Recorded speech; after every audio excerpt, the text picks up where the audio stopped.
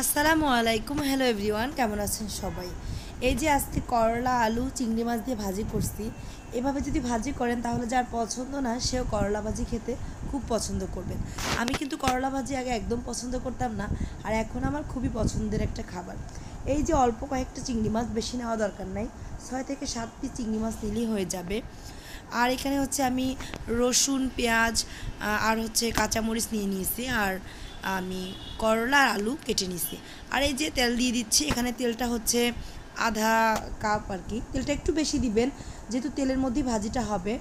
আর এই যে এখানে আমি পরিমাণ মতো পেঁয়াজ আর হচ্ছে রসুন আর কাঁচামরিচ দিয়ে নিচ্ছি। এবার এগুলোকে একটু ভালোভাবে ভেজে নিব। তো এগুলো যখন মোটামুটি ভালোভাবে ভাজা হয়ে যাবে তখন আমি হচ্ছে এর মধ্যে চিংড়ি মাছগুলো অ্যাড করে দিব। এবার একসাথে চিংড়ি মাছগুলো ভেজে নিব। করলা ভাজি আসলে এভাবে একবার করে দেখবেন, দেখবেন কতটা মজার হয়। তো খুব বেশি সময়ও লাগে না, অল্প সময়ের মধ্যে ভাজিটা হয়ে যায়।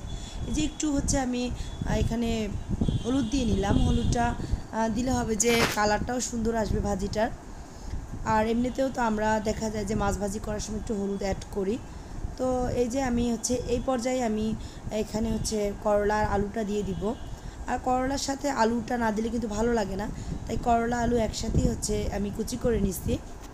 যারা এখনও আমার ইউটিউব চ্যানেলটা সাবস্ক্রাইব করেন না, অবশ্যই আমার চ্যানেলটা সাবস্ক্রাইব করে দিবেন। আর ফেসবুক পেজটা ফলো করবেন, ফেসবুক পেজটার সাথে থাকবেন। লাইক, কমেন্ট, শেয়ার করতে ভুলবেন না। তো এই যে এবার আমি হচ্ছে ভালোভাবে সবগুলোকে একদম একটু উলট পালট করে মিক্সড করে দিলাম মশলাগুলোর সাথে।